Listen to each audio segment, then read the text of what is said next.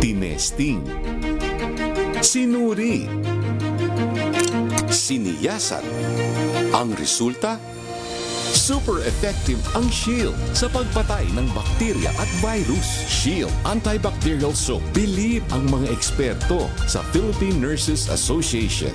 At si Mami. Tiwala ako sa Shield. Shield Antibacterial Soap. Napatunayang mabisa. Ang mga nurse, tiwala. ACS. Tanggaling-galing mo.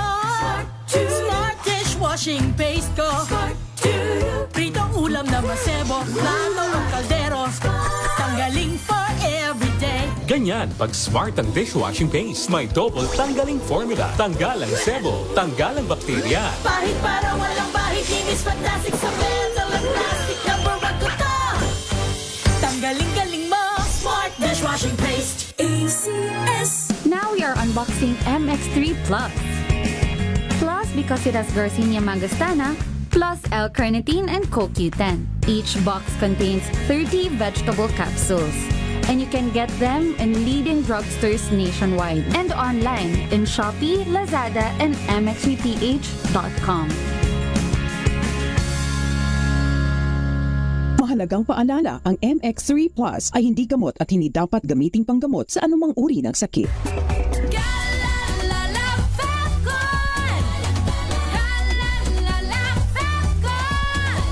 Ang bango ng sampayan. Tara na magsayawan. Calefacton, amoy nakaka-joyful.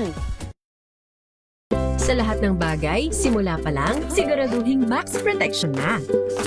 Kasi pag kulang ang proteksyon, baka madaling masira. Sa ngipin, dapat may max protection din. Max Alaga ng Unique Toothpaste. With Max Protect Formula, help stop cavities before they start, while keeping breath fresh. Try Unique Maximum Fluoride Protection. Para Max Alaga, Max Protektado. ACS. Wow, ang saya. Isang barangay na labada, puro mancha pa. Goodbye, pahinga. Mommy, isang laba lang yan sa Pride Bar Blue. May powerful stain-away enzymes na malupit sa dumit mancha. At di masakit sa kamay. Isang laba lang yan. Hello, pahinga. Hello, Pride Bar Blue. ACS. Ang buhay ay sasaya, basta't busog ang pamilya. Kumeya, kumeya. Ibig ko sabihin, masarap talaga. Komea 3Q Bihon. Masarap talaga.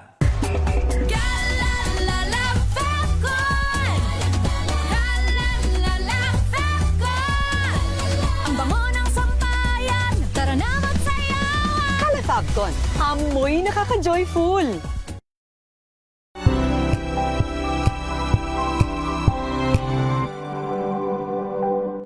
Hello, Washi! Laundry day na naman! Yay! Anong meron? Mancha ng chocolate, putik, may libag pa. Kaya natin yan! With Pride Washing Machine Detergent, may triple stain-away formula.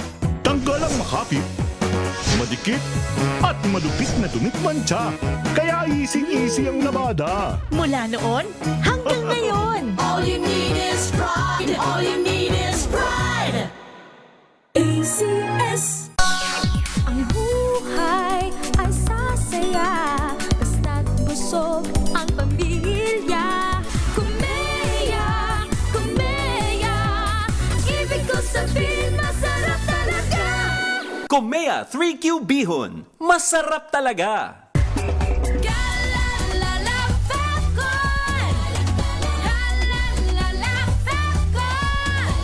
Ang bango ng sampayan. Tara na magsayawan. Calefacton, amoy nakaka-joyful.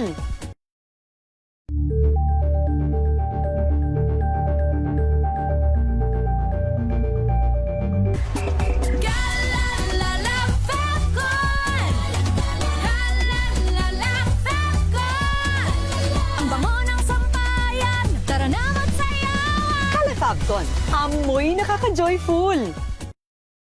May nagbago, may arte, may budget. Akala nyo lang yon. So solid, White Rose Papaya, wow,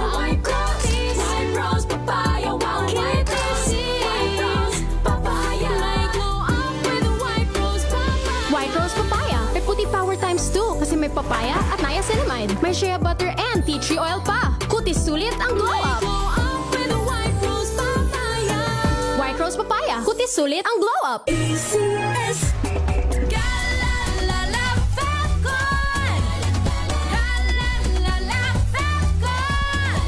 Ang bango ng sampayan. Tara na magsayawan. Calefabcon, amoy nakaka-joyful.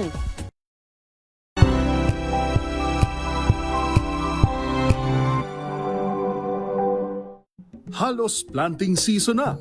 Talakayin natin ang mga paghahanda ng ating agripreneurs gamit ang mga kaalaman at teknik na hinasa na ng panahon. Sa Sabado na yan, 10:30 ng umaga sa Masaganang Pinas sa DZRH. Tayo na sa Masaganang Pinas. Ina para bumili ng yelo sa tindahan ngunit hindi na ito nakauwi. Pinakala pa umano ng pamilya ng bata na nagtungo lang ito sa kanyang mga kaibigan. Kinabukasan nakita ng isang grupo ng mga minor de edad ang bangkay ng biktima na may sugat sa ulo. Meron nang iniimbestigahan ng pulisya tungkol dito. Formal nang itinurnover ng Bureau of Customs sa BIR ang kustodiya ng 19 na sasakyan at 2 utility task vehicles na iniugnay sa pamilya Diskaya bilang bahagi ng mas malawak na investigasyon hinggil sa posibleng paglabag sa buwis at importation laws.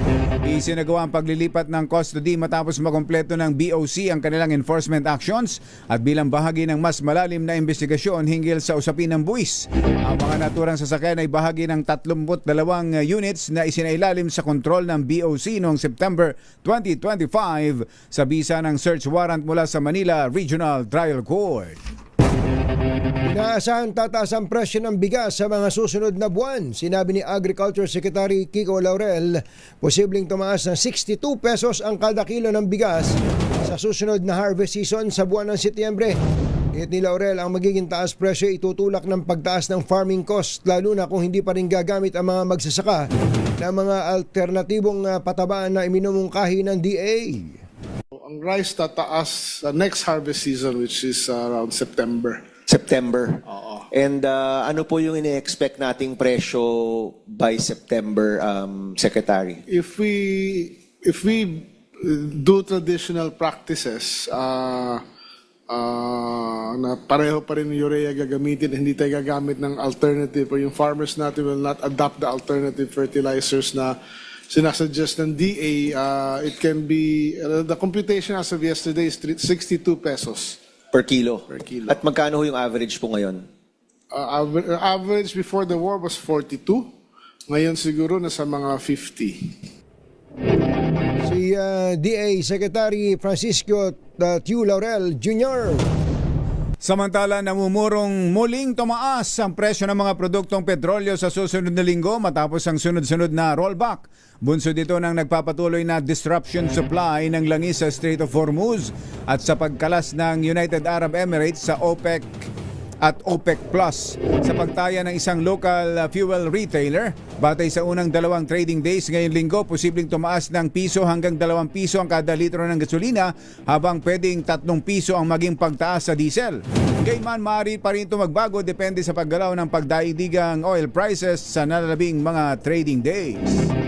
Alas 7:33 na umaga, nakakita ng probable cause ang House Committee on Justice para i-impeach si Vice President Sara Duterte. Matapos ang 3 clarificatory hearing sa 2 reklamo na nasa ilalim ng jurisdiksyon ng panel.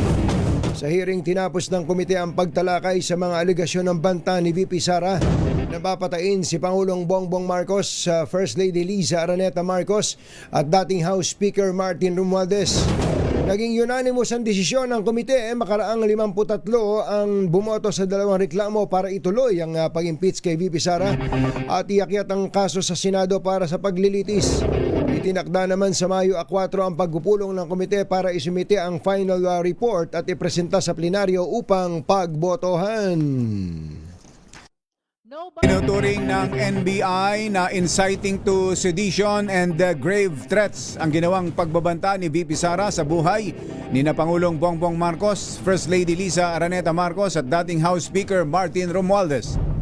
Sa impeachment hearing kahapon, sinabi ni Attorney Melvin Matibag na malinaw na paglabag sinabi ni Attorney Yentil Malikad na malinaw na paglabag sa batas ang naging death threats ni VP Sara na nakunan mismo sa kanyang live stream video noong November 2024. Kasabay nito'y iginit naman ni NBI Director Attorney Melvin Matibag na hindi na kailangan ng malalimang paliwanag hinggil sa naturang usapin dahil sapat ng patunay ang nasabing video. If you recall, doon po sa video ni Vice President, sinabi niya na no joke, nag-hire na siya ng assassin. Ano po? And we're trying to identify and pinpoint the assassin. And just to let you know, we have leads already. We have some personalities that we are surveillance at sinusundan po namin. But I have to caution you and immediately say that I apologize that we cannot name the names of those individuals naming sinusundan. But we are zeroing on several individuals already na maaaring yun po yung kinausap niya doon sa threat na ginawa po niya. Si NBI Director Melvin Chicago Matibag.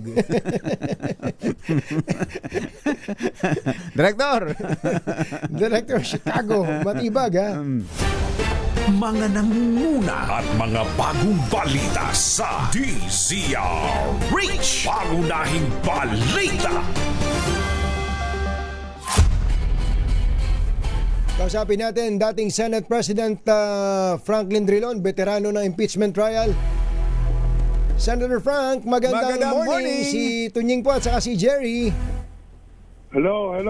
Hello. Yes, sir. Hello. Kumusta po? How are you, Senator? Masaya at hindi ako tinatanong ng media. Wala akong pressure. Ngayon pa lang. Meron lang. Yes, sir. Opo. Kahapon po ay nagdesisyon na ang House panel. First of all, yung pong 53-0 na boto ng House, as in, walang nag-abstain, walang nag-dissent. Was it expected or surprising po para sa inyo? Ito po ito pong ang resulta is not surprising. Hindi po yan po ini-expect ng lahat. Mm-hmm. Kaya yun po ang dahilan kung bakit hindi humarap ang grupo ni Vice President dahil alam nila walang boto sa Kamara de Representante, kaya kanilang assessment bakit pa kami magprepresenta ng aming ebidensya? Mm-hmm. Ang basa nila, ang tingin nila sa Senado, mas mahirap mag-convict dahil kailangan mo 16 na senador to convict the Vice President for in an impeachment procedure. 16 po na boto ang kailangan sa Senado. Ang basa ng grupo ni Sara, sa aking tingin, mahihirapan po ang administrasyon na kumuha ng 16 na boto to convict. Dahilan po kung titingnan mo ang composition ng Senado ngayon, sa tingin ko, assuming na yung pro Marcos and pro Duterte line will susundin. Mayroon pong siyam na minority senador na kung basihan mo ang political lines, buboto in favor of Sara.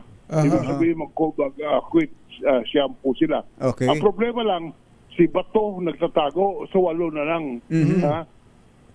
Tama. Pero assuming na lahat na Marcos senators na sa side ng mga Marcos, boboto to convict, which is highly questionable. Kung boboto sila to convict, kulang yan po ay 16 ang kailangan. Just on the line. Ngunit may isang senador dyan na dahil magkapatid si Alan Cayetano at saka si Pia Cayetano, hindi mo malaman kung saan boboto yung dalawa. So talagang sa Senado, ang basa po ng karamihan, kagaya ko, at ganoon din siguro ang basa ng mga abogado ni Vice President Sara, mahirap convict sa hindi sigurado. So ng ang, conviction ang tingin nyo, Senator Frank, Senado na ang bakbakan, wala nang, kumbaga, hindi na mahihirapan sa plenary ng House? Oo. Hindi na mahihirapan yan. Sa aking basa, hindi mahihirapan sa plenary yan. Ang kailangan kasi, 1/3 of the membership. Yes. Yan po ang mga 100, ang bilang ko mga 106. 106. 106. Opo. So yung unanimous vote ng committee parang times 2 na lang. So parang nakikita nyo ganun din ang mangyayari sa plenary. Opo, ganun din ang mangyayari sa plenary. Yan po ay sigurado marirefer sa Senado. Opo. Kaya noon maalala mo hindi nagkaroon ng trial sa Senado dahil ang interpretasyon ni Senator Escudero yung forthwith hindi naman kailangan kaagad.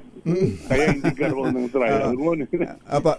Senator Frank, nabanggit niyo si Senator Bato. Paano kung hindi siya, botohan na at hindi siya dumalo? So hindi siya makakaboto. Saan mabibilang 'yon? So hindi siya makakaboto against the impeachment para pero hindi siya makakaboto pabor. Opo, ang binibilang diyan yung 16 yung nabobotong pabor.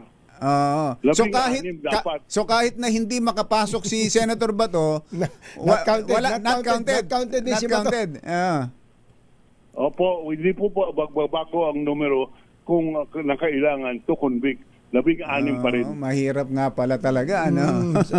But of course, sabi nga po natin, lagi natin naririnig sa mga magagaling na abogadong kagaya po ninyo ng impeachment hindi naman purely political, purely legal, at hindi rin naman purely political. Ang sa House ay probable cause.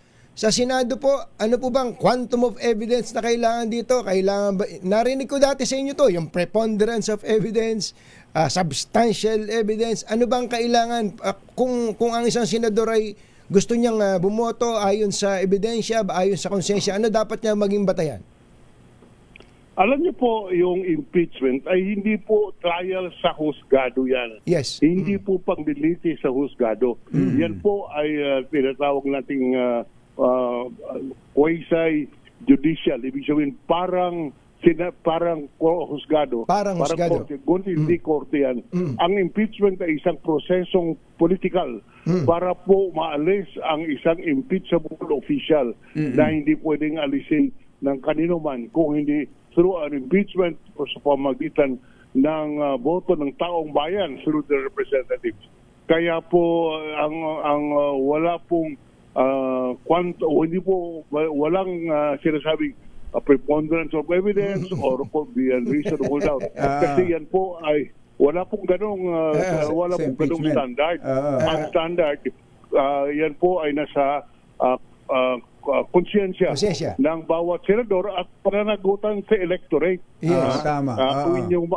Yan po, yan ang proseso na nilahad sa ating So, ang sinasabi niyo ba, Mr. Senate President, kung kahit na nagdudumilat pa ang ebidensya, kahit na andyan na lahat ng ebidensya, pero pag sinabi ng isang senador, hindi, ayoko pa rin na bumoto to convict the Vice President, wala tayong magagawa doon. Wala kang magagawa dyan dahil yan po ay ang kinatawan ng taong bayan ang naghuhusga, hindi po yung huwes. Yes. Kaya wala kang magagawa dyan. Wala kasing, yan ang tinatawag nating political question. Sa katunayan lang, Jerry, ang kasama doon sa impeachment ground, yung tinatawag nating other high crimes at betrayal of public trust. Sa ating pong revised penal code o kahit saang batas, wala pong nag-define kung ano yung other high crimes as a ground for impeachment. Wala rin nagsasabi kung anong ibig sabihin ng public trust, betrayal of public trust. Dahil ito po, sabi ng Korte Suprema, ay political question na pwede lamang na binibigay po ang diskresyon buong diskresyon sa mga kinatawan ng mga tao sa Kongreso at Senado kung anong ibig sabihin, kung ano ang ginawa na misdemeanor or crime na pumapasok sa other high crimes. Opo. So yan po ang impeachment process. Pero Senator hindi Frank, po kagaya ng Senator Frank, ang sabi nyo at ang pagkakaalam natin at ito naririnig natin maski sa telebisyon na sa investigasyon sa krimen, siyensya at ebidensya ang tinitingnan. Pero sa impeachment pa lang, binanggit nyo kanina, konsensya. Konsensya ng mga impeachment ng judges, Senator judges ang mangyayari. Doon ho sa Siyam, may nakikita ba kayo, may chances ba na meron pang mapitas doon ang para pumabor sa impeachment? May chances ba sa nakikita nyo sa pag-aanalisa ninyo do sa mga senators na nasa kabilang side o nasa Duterte side?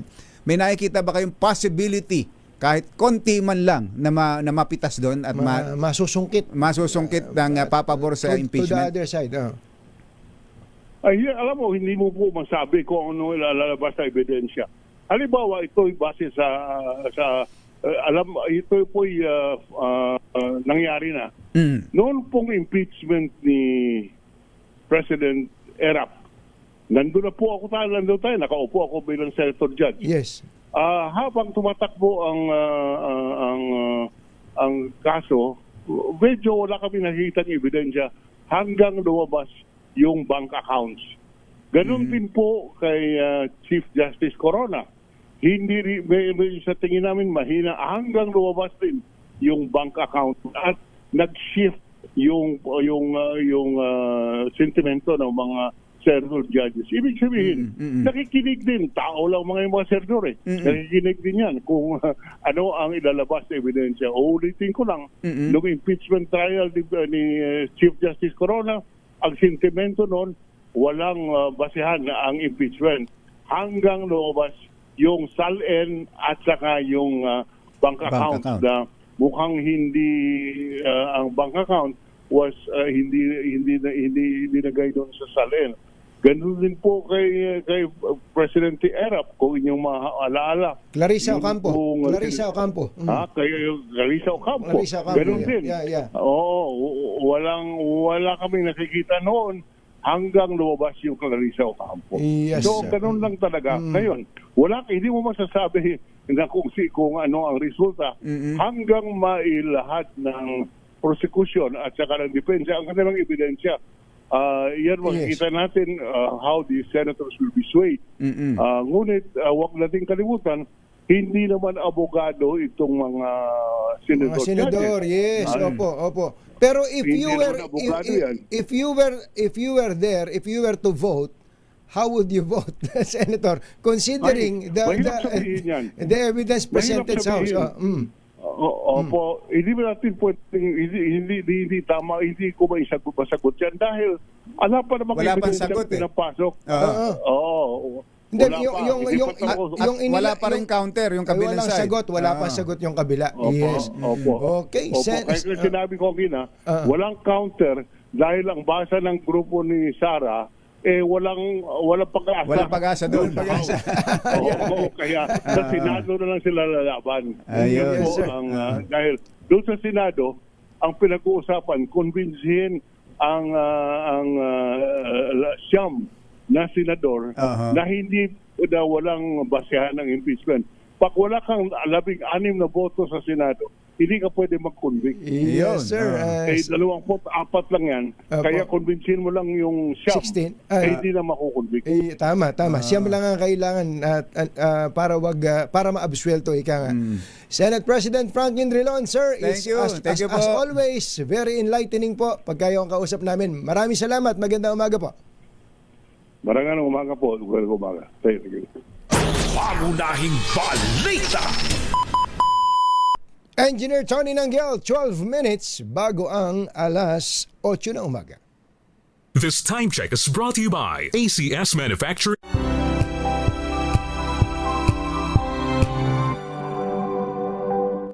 Maulan kulob ang damit. Charm Fabcon, bangong kumaka-bloom, tanggal amoy kulob sa bango ng Charm. Kaya gamit ko, Charm Fabcon with Bloom Fresh technology. Kills 99.9% of kulob-causing bacteria. May aroma burst pa of thousands of flowers and berries. Ang sampay sa loob, no amoy kulob. Bangong kumaka-bloom sa Charm. Charm Fabcon. ACS.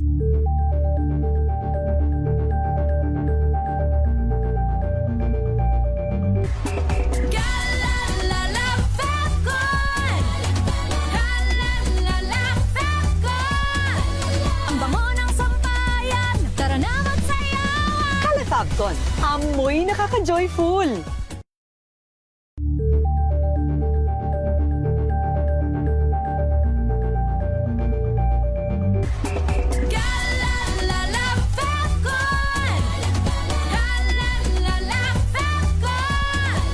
Ang bango ng sampayan, tara na magsayawan. Fabcon, amoy nakaka-joyful.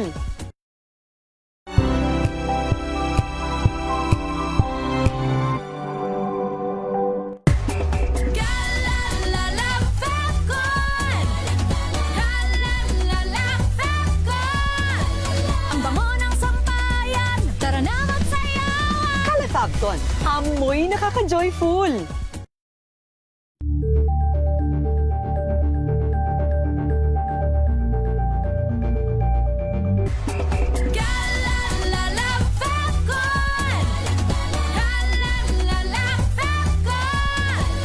Ang bango ng sampayan, tara na magsayawan. Fabcon, amoy nakaka-joyful.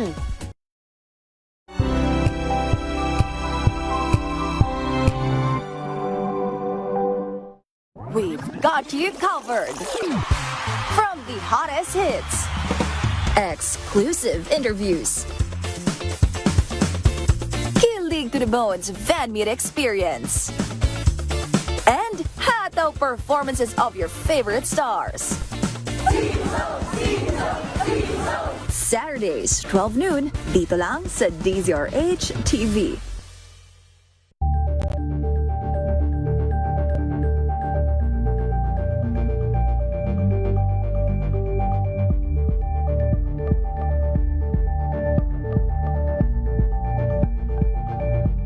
Curious ka ba sa maraming bagay? Kami na ang bahala dyan. Aalamin, tutuklasin at bibigyang linaw namin ang mga katanungang bumabagabag sa inyong isipan. Sa programa kung saan ang bawat sagot ay galing lamang sa mga eksperto. Ang Expert's Opinion, tuwing linggo alas 3 ng hapon, dito lang sa DZRH TV.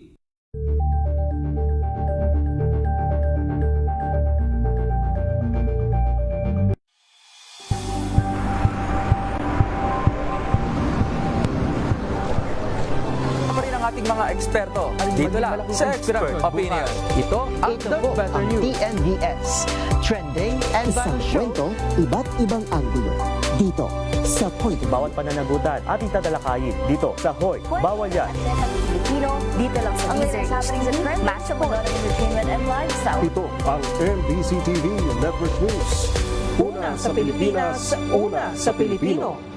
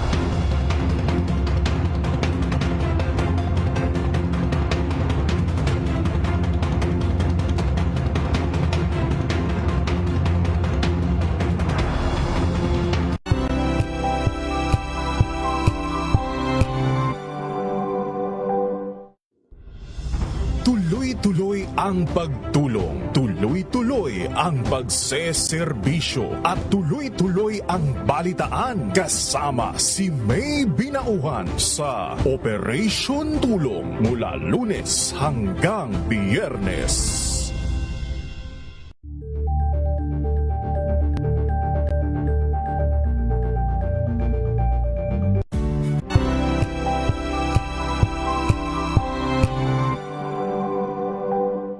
Maagang balitaan, maagang usapan sa mga issue at balita kasama si Kuya Angelo Palmones sa Magandang Umaga Pilipinas mula Lunes hanggang Biyernes.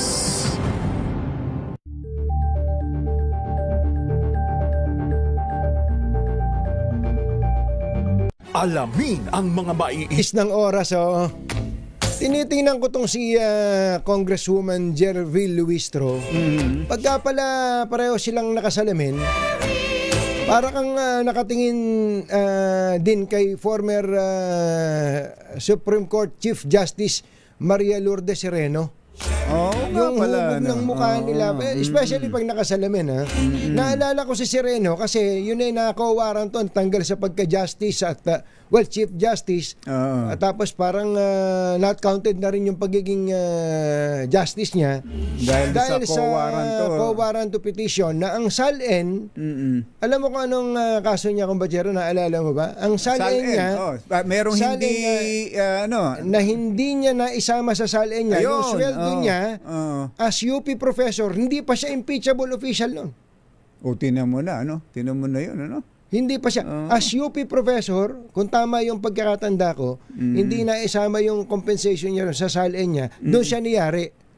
Nung panahon ni Pangulong Duterte.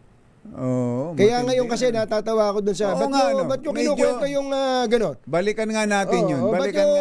Ba't yung sinasabi na hindi pa siya impeachable official nun eh. Ba't yung bank record ni VP Sara inuurirat nyo, hindi pa naman siya impeachable doon? Naalala ko lang kasi magkamukha nga pala sila.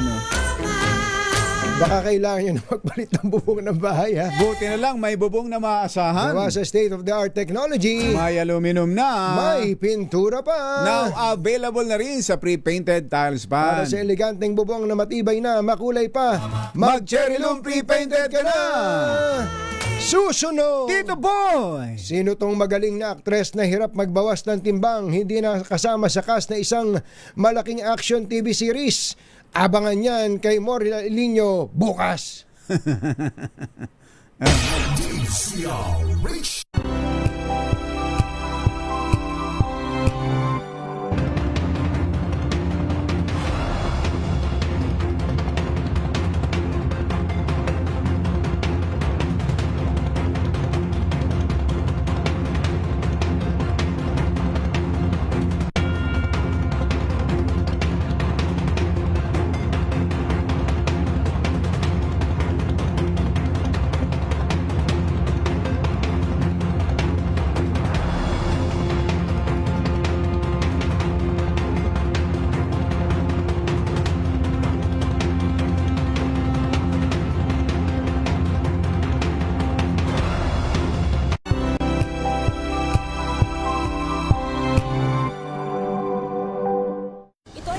Naitalang 17 individual na ang kanilang naaresto. Metro Manila Development Authority o MMDA ang No Contact Apprehension Policy o NCAP sa Metro Manila. Sa ang ilang mga dokumento ay peke. Hindi rin legal ang employment na ipinangako sa kanila. Sa mata ng batas, mananagot ang sangkot at may sala. Dahil sa bawat paglabag, may karampatang parusa. Alamin ang mga pananagutan sa likod ng mga bawal. Dito sa Hoy! Bawal yan, tuwing Sabado, alas 11:30 ng umaga. Dito lang sa DZRH TV. Number 1 na naman ang inyong DZRH sa latest survey ng Kantar Media na inilabas nitong January 2026. Hindi lang sa Metro Manila, kundi pati rin sa Mega Manila. Patunay na DZRH lang ang inyong tunay at totoong pinagkakatiwalaan. taos-puso po kaming nagpapasalamat sa inyong patuloy na pagtitiwala dahil ang DZRH,